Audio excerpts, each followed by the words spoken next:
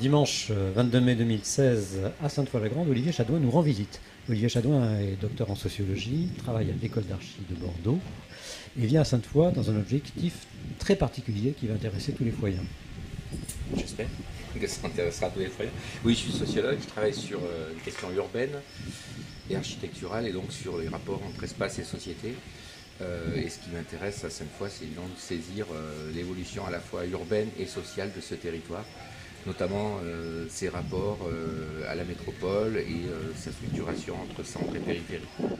Voici, c'est un peu jargonneux ce que je dis.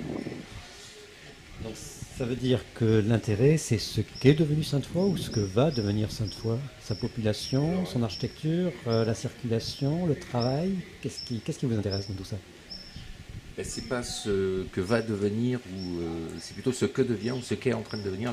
L'idée, ce serait de saisir le processus dans lequel s'inscrit Sainte-Foy maintenant, quel type de changement est en train de s'amorcer et de saisir le changement au moment où il s'amorce. Ouais.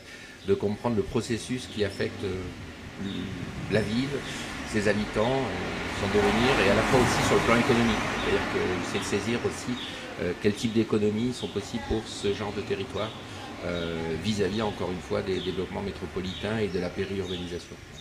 La périurbanisation, c'est l'extension des villes hors d'elles-mêmes, sous forme de maisons individuelles la plupart du temps, qui génèrent beaucoup de déplacements et donc qui introduit un rapport à des gros pôles d'emploi.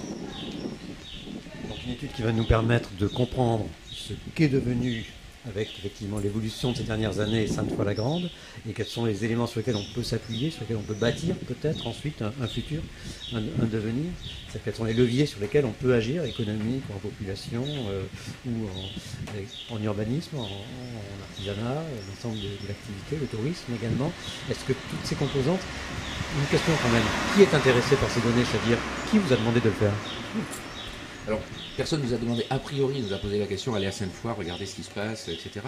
On travaille sur d'autres communes. Je travaille avec deux autres collègues, un anthropologue qui s'appelle Éric Chaulier, et un collègue qui est urbaniste et historien de l'architecture, qui s'appelle Thierry Jean Monod. Mais on travaille sur d'autres communes et l'idée de saisir le devenir de ce type de territoire, qui sont des territoires assez particuliers parce qu'ils ne sont pas complètement raccrochés à une seule grande ville, mais dépendant de plusieurs pôles. Donc voilà, donc c'était ça l'idée. Alors quand je dis personne nous l'a commandé, c'est que il s'agit d'un appel d'offres de recherche. Donc il y a un sujet qui est lancé, qui au départ était un sujet très global par le ministère de l'Équipement, qui nous demandait de travailler sur le développement des petites et moyennes villes sur le territoire français. Ce qu'ils appelaient des villes ordinaires, des villes qui aujourd'hui brillent pas par leur développement économique, par la créativité ou des grandes opérations architecturales et urbaines, etc. Mais qui quand même constituent des éléments dans l'armature du territoire. Et donc la question c'est quelle est leur place aujourd'hui dans le modèle de développement qu'on a à l'échelle des territoires.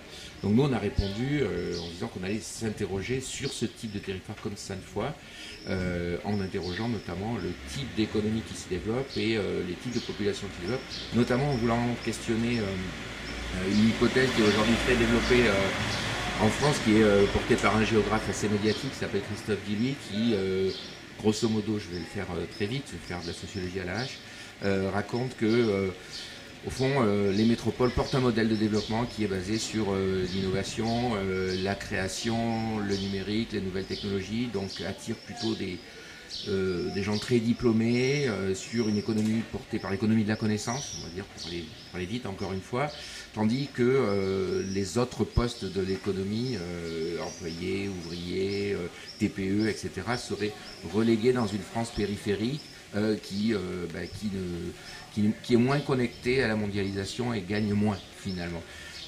Donc notre idée était d'interroger ça aussi et de comprendre si le schéma était si simple et s'il y avait vraiment une rupture entre le développement métropolitain et le développement de ces territoires-là, et s'il ne s'amorçait pas autre chose. Voilà. Mais ça, c'est ce qu'on cherche. Je n'ai pas encore d'éléments. Donc en fait, nous risquons d'être les premiers utilisateurs des résultats de cette étude, parce que ça va beaucoup nous intéresser pour construire des choses sur le pays foyen. Mais pour faire ça, vous avez besoin de rencontrer des foyens. Oui. Donc quels foyens, où, quand, comment est-ce qu'on organise ça pour ce rapprochement? Alors, j'allais dire tous les foyens.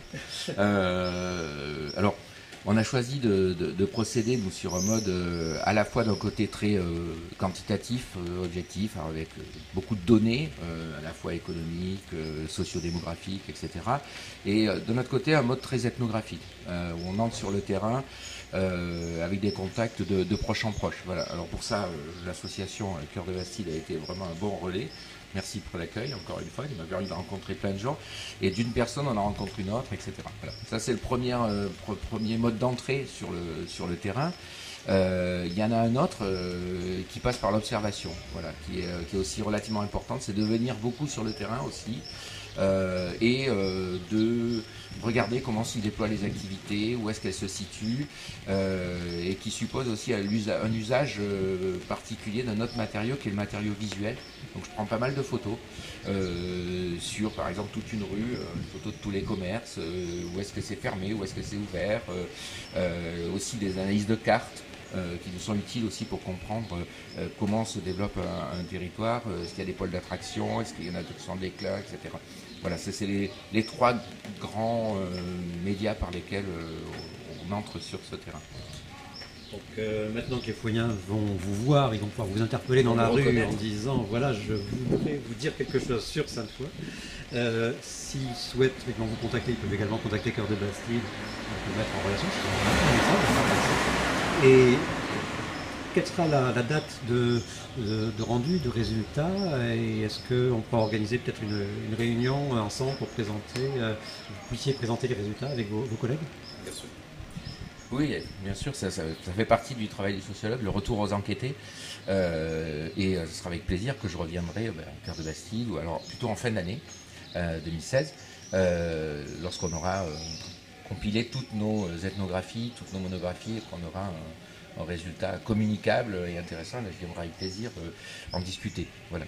Maintenant, je ne suis pas sûr de vous apporter toutes les solutions, mais bon, à partir d'une connaissance et d'une discussion, on aboutit toujours à des lignes d'action en principe.